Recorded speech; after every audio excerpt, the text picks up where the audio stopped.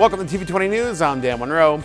Thanks for being with us. Here's a look at what's coming up. Don't dump them out. Don't put them over in the garbage can. If you don't know what to do with the books your child's finished reading, take them to the Cleveland Kids Book Bank.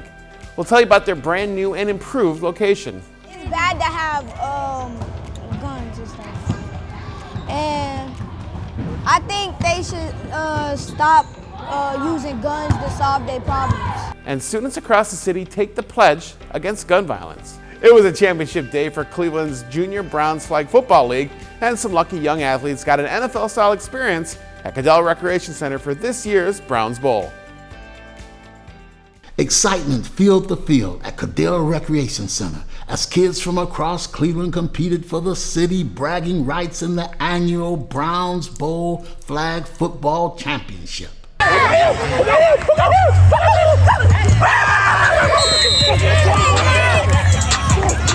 The event is hosted each year by the Cleveland Browns in partnership with the city's Division of Recreation, giving local kids the chance to experience football, teamwork, and fun on a big stage.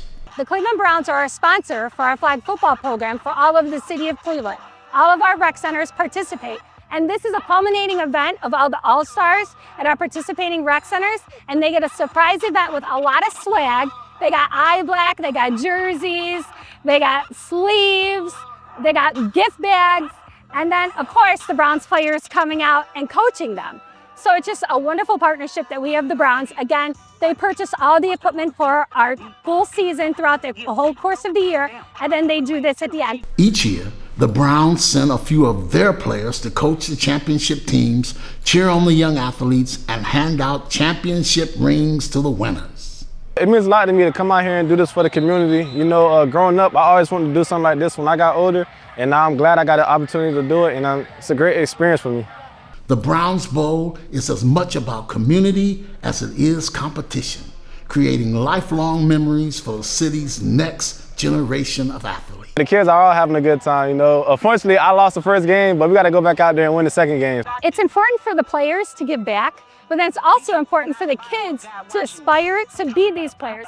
Some of these players have done this in their own community or come up in a rec program like this in their communities in different states. So and they feel the need to give back to the younger youth. So the youth aspire to give back and just to keep them safe and off the street. I mean, again, it's a wonderful thing. Who wouldn't want to come out and play the Cleveland Browns on your home field in front of their parents? When the final whistle blew, champions were crowned and rings were handed out. But for everyone involved, the day was already a win. The Junior Browns Flag Football League is part of the Cleveland Division of Recreation, open to youth citywide. The Browns Bowl wraps up the season with big smiles and a championship moment these kids won't soon forget. Cleveland students took part in the Youth Pledge Against Violence, a national campaign that involves students pledging to not use violence to solve a problem. We visited Estabrook Rec Center where kids took the pledge. Hurting people when they did do something or revenge, that's very bad. I'm a good person. I don't want to do that. Yeah, I don't want to use guns. I will never solve something with a gun. You don't want nobody to be hurt and stay safe. We are at Estabrook Recreation Center for the National Day Against Gun Violence, and all of these amazing students and young people have taken a pledge not to use guns. Pleasure to be here, man. Just really want to continue to give back, pour into our youth, and continue to set the right example. Those guns are dangerous, man, and we're losing so many beautiful children here in the city. I will never bring a gun to school. I will never use a gun to settle a personal problem or dispute. I will use my influence with my friends to keep them from using guns to settle disputes. My individual choices and actions, when multiplied by those of young people throughout the country, will make a difference. And they all sign these, and we have this same program at all of the recreation centers throughout the city of Cleveland. We don't need them to do nothing crazy, because if they do something crazy, it will hurt people that's in the city and it will hurt them. It's bad to have guns and stuff. And I think they should stop using guns to solve their problems. Stay safe and have a good life. It may be obvious to many, but some may not realize the dangers of vaping and smoking while pregnant. TV20's Richard Stewart spoke with an expert to bring us more information.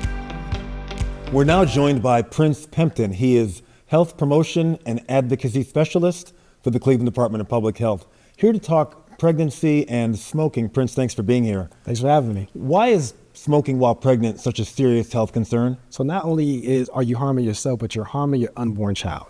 You're knowingly exposing them to these toxins and these chemicals. In the act of smoking and vaping or using nicotine products, you're taking in poison. You're harming that gentle life.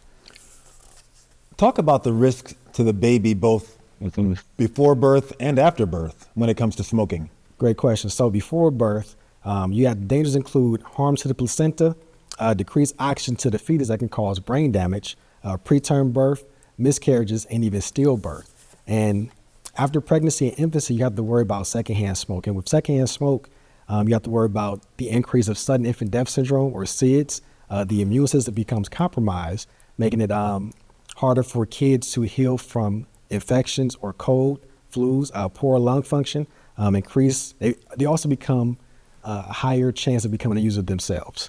And vapes and nicotine use is not a safe alternative because you can also damage the fetus, brain, and lungs. Is smoking during pregnancy a thing in Cleveland? Is it an issue we should be concerned about? Yes, it definitely should be an issue that we're concerned about.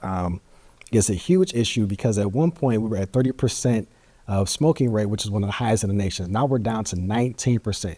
We also have to worry about the added risk of the targeted marketing, the products being cheaper, easily accessible in the environment, and there's an increased risk of social health disparities. And for families to be concerned, there's a lack of awareness and a lack of resource awareness.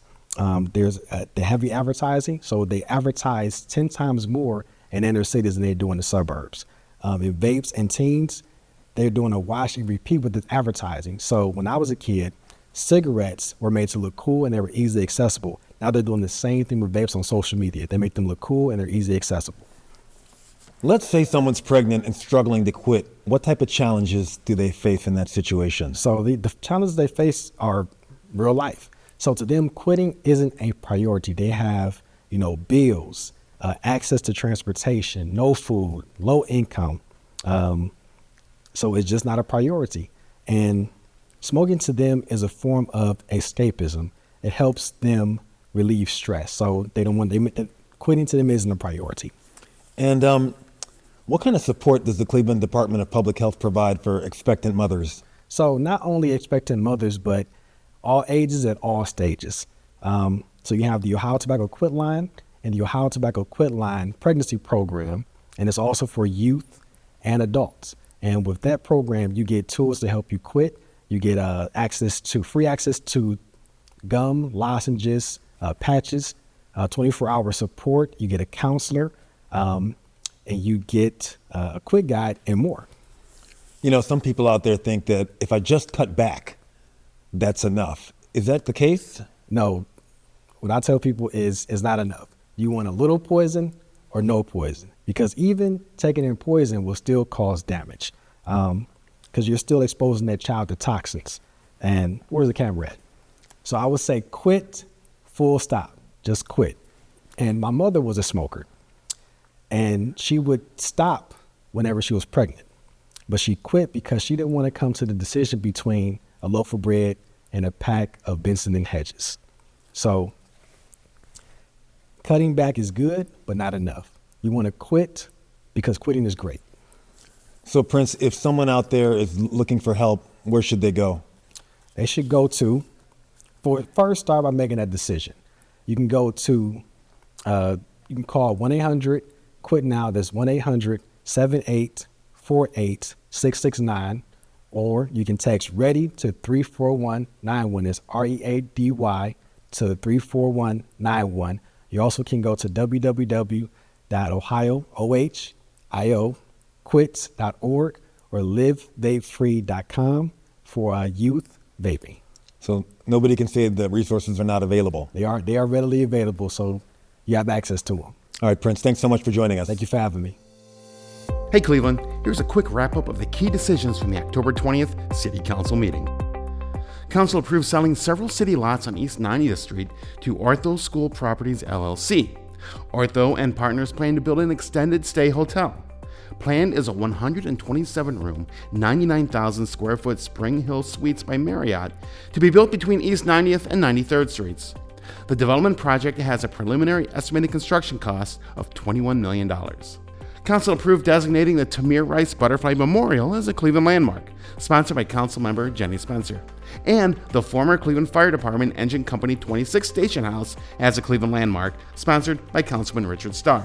Finally, Council passed a resolution sponsored by Councilmembers Chris Harsh, Rebecca Moyer, Lauren Welch, and Mike Polensek, and later joined by all members, supporting the students and station members working to regain access to the 89.3 FM radio frequency and urging Cleveland State University to fully restore WCSB radio to its students. The council unequivocally supports the students and community members who continue to organize to reclaim their station and the culture of student-run WCSB 89.3 FM. That's your Cleveland City Council wrap for this week. Stay tuned to TV20 for more updates on how council decisions shape our city. This is a great compliment to our Cleveland Public Library and to our school system. A place to foster the love of reading, and you can even go home with free books. We'll tell you more about the Cleveland Kids Book Bank mission as it moves into a new location.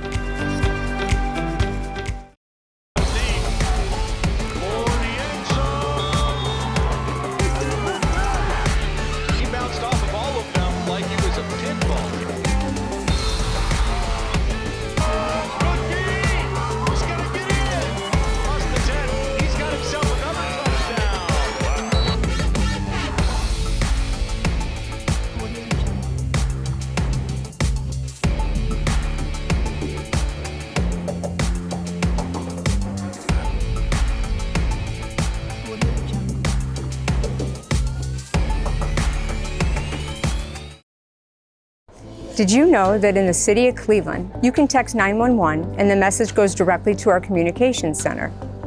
Our dispatch staff will communicate with you via their keyboard, asking the same questions necessary to dispatch police, fire, or EMS emergency services.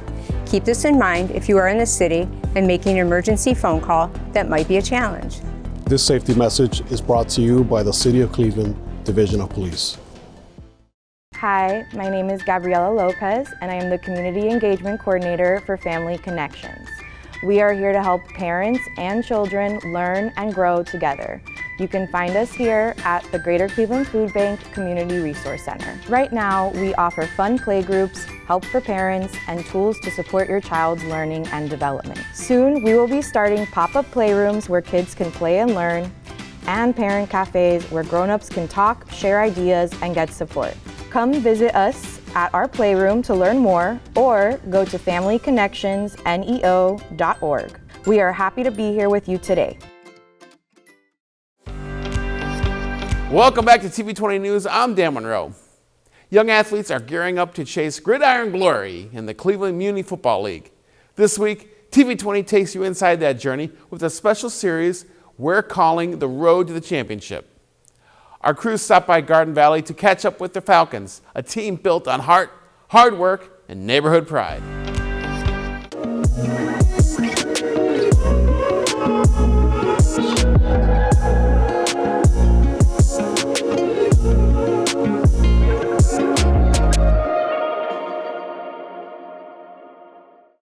Our first stop takes us to Garden Valley, where the team has shown incredible heart, hustle, and a real hunger for a championship.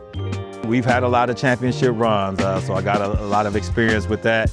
It's more of a mental thing. You know, the season is a grind. You know, we're coming up on week 7.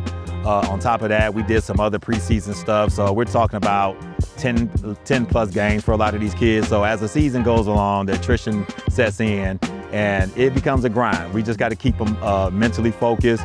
We try to switch it up, you know, try not to do the same thing every practice, every week, so we can kind of keep them on their toes so they can't show up on Wednesday's practice and know, oh, we do this on Wednesdays. You know, we switch it up to kind of keep them on their toes and keep everything interesting.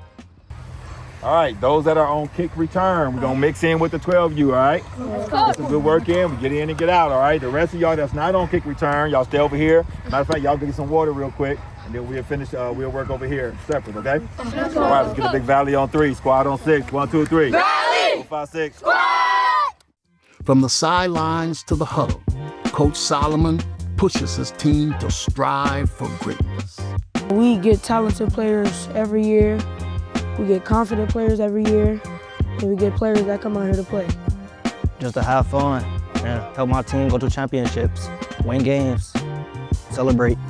We all brothers, we all try our hardest, and we just do everything we do to win. The Garden Valley Falcons aren't just teammates, they're family. Their bond is built on trust, hard work, and a shared goal, doing whatever it takes to win.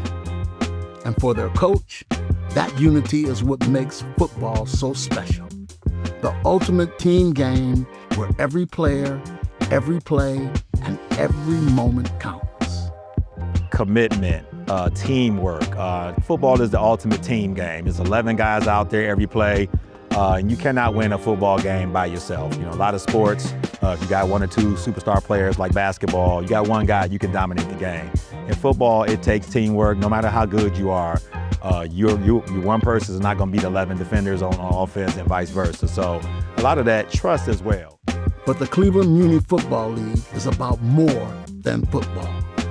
It's about family. I think football is a big impact for the boys. I know they look forward to coming. It helped bring them together, it built relationships. My mom, my dad, my coaches, my teammates, they all inspire me to play better and more. Parent support is huge to the success of the team. As you can see, most days we have parent cars lined up around our field, so we do get a lot of parent support. Parents are coming, you know, buying the kids snacks and making sure they have the uniforms washed. And on game day, we feed the kids after the game, even before the games, for those who didn't eat breakfast or something like that. But just that parent support is everything. You know, these kids, they look up in those stands and see who's there. Is my dad here today? Is my mom here today? And that gives them that extra, confidence to go out there and do their job. My dad and my family members that inspires me. For the Falcons, inspiration comes from all around. Their families in the stands, the coaches who push them to be better, and the teammates who have their backs every snap. That motivation fuels their biggest goal yet, making it all the way to the championship. We made it. My team worked hard this year, and for us to make it to the championship, it feels real good. We just some dogs. When I think about championship, we did it. We here. That's what we've been working for. The dream of reaching the championship runs deep for these young athletes, but their journey is about more than just football. Their coach sees it every day. A team of overcomers, defying the odds, rising above their environment, and proving that determination can change the game, on and off the field. Overcomers. There's a lot. I mean, as you all know, where we are, I think Ward 5 is the lowest income ward in the city of Cleveland. This is the poorest area of the city. So, you know, if we don't instill anything else in these boys, is perseverance and being an overcomer, because there's going to be a lot of obstacles for them to overcome in order to make it. You know, we try to overcome and take away some of them obstacles and barriers. We offer a lot of stuff other than football, a lot of different experiences. We do exposure trips. I take them to different places just so they can see. You know, my motto, or what we try to say, is you can't be what you can't see. So we take them out. We take them out of the community that they're in to show them that there's something different, there's something more. The Garden Valley Falcons know the road won't be easy, but they're determined to make their mark on championship weekend. We continue to follow the Thriving Youth series, which celebrates the importance of impactful youth development programming. The latest was a Science of Reading event hosted by the Cleveland Public Library. We caught up with the Senior Director of Youth Services and Family Engagement to learn how it all went.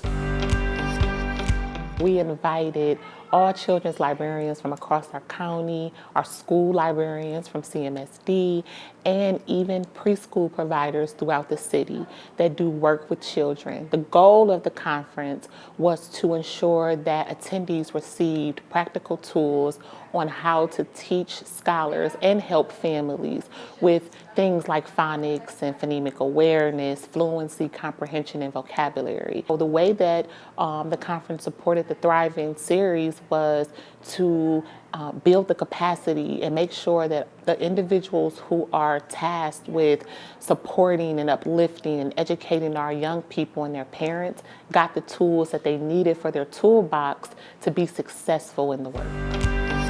There will soon be some new housing options for our veterans on Cleveland's West Side. One, and two, and a. All right. With the ceremonial moving of soil, ground has officially been broken on the new Cleveland West Veterans Housing Complex. The new site, located off West 73rd Street, will have a lot to offer those who already gave so much. It really is a milestone, but CHN really is a trusted and visionary leader in Ohio's affordable housing landscape, not just here in Cleveland, just the region, and you do really great work. We are proud to invest in Cleveland West Veterans Housing, a 62-unit permanent supportive housing development that reflects the power of partnership, purpose, and compassion. This project is not just another building, it's a lifeline. It's a place of dignity and stability for veterans who have experienced homelessness, many of whom carry the invisible wounds of service. Ward 14 Councilwoman Jasmine Santana has been working to get this plot of land developed for many years. This is really a joyous day here in Ward 14. I would tell you, when I was first elected, and Rhonda knows this, like, we were trying to figure out what to do on this site. This has been vacant for a few decades. And so I know residents wanted a park, but let me tell you, we couldn't ask for a better project to be here. So I want to thank you, Kevin, for choosing Ward 14 for this veteran project. And these aren't old books, paperbacks, pages torn out. These are most times new or gently used books. A place to get free books, read with others, and overall foster the love of reading. More about the Cleveland Kids Book Bank next.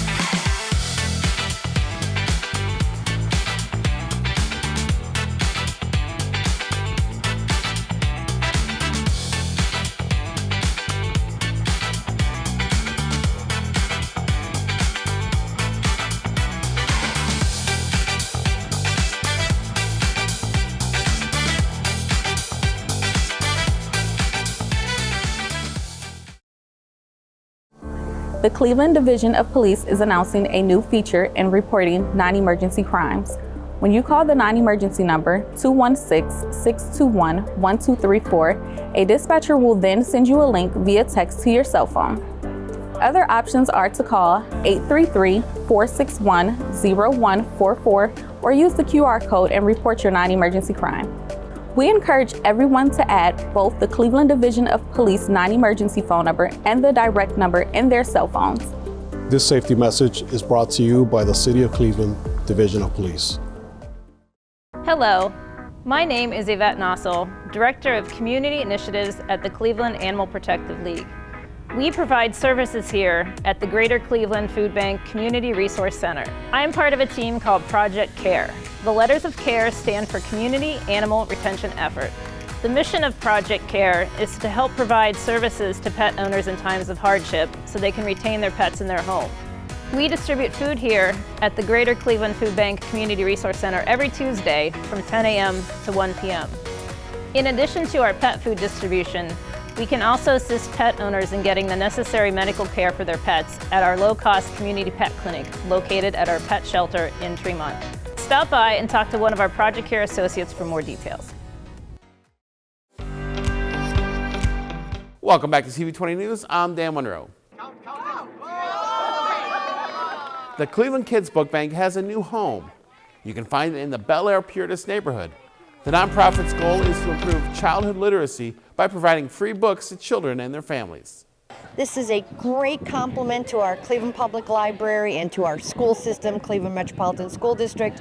You can come here and get class sets for your students. You can come here and get buddy reading partners for you and your family. And it's a great place that we can remind Clevelanders of the importance of learning to read, showing children that you are a reader, and you can get free books of all ages. But it's not just a place to find free books. It's also a place to read with others or volunteer. You can donate your used book here so they can be given to new families. Find the new Cleveland Kids Book Bank in Ward 16 at 13913 West Parkway Road. My name is Brooke LaHood. I am from Cuyahoga County Board of Health. I am specifically a program manager in the Food Protection Unit, and I work in environmental public health.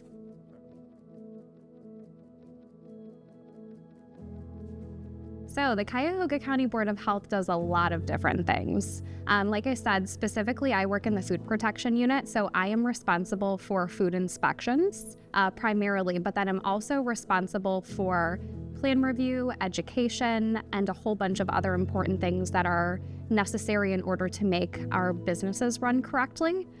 We also do things like septic inspections, lead inspections inside houses. We have a full service clinic, a full epidemiology department, and then we also work with a whole bunch of different grants. Our website, it's ccbh.net. And then we also have a great communications team too, so if you had something specific that you were interested in to see if we offered it, you can always reach out to them and get more details. Currently, the jobs that we have available are jobs in accounting, jobs in administration, and then we also have jobs in nursing. However, for the most up-to-date information regarding jobs, I would recommend checking out our website, which is ccbh.net. What you'll want to do when you get to the website is go to the Jobs tab on the page in order to get the most up-to-date information, because every time we have a position available, we post it at that site.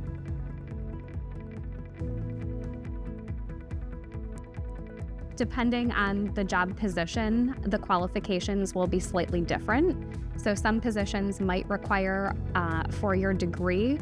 Some positions might not require any formal education. So the types of candidates that we're looking for are well-rounded, engaging individuals that have a passion for serving their community. We also have tuition reimbursement programs for eligible candidates. Another thing that we offer at the health department is something called job shadowing. So if you're in high school or if you're in college and you're interested in a particular position but you want more details about it, you can actually reach out to our HR department to get in contact with one of the professionals that is working in that current position. In regards to other services that the health department offers, besides job shadowing, we also have paid interns in our environmental public health.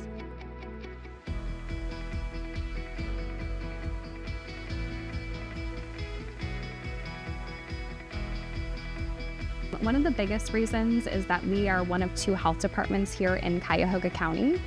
We do a lot of collaboration inside all of our communities, and these collaborations, they end up in jobs. They end up in ways that people are benefited in their personal lives too. And ultimately, we want to be the trusted source for public health information. So that's why we're so beneficial. That's why we're out there doing job fairs. That's why we're tabling at certain events in order to make the public aware of who we are and what we do, so that we can ultimately serve the public here in Cuyahoga County. Be sure to follow everything TV20 does on our social media platforms like YouTube, Facebook, and X, and even Instagram. Thanks for watching TV20 News. I'm Dan Monroe. We'll see you next time.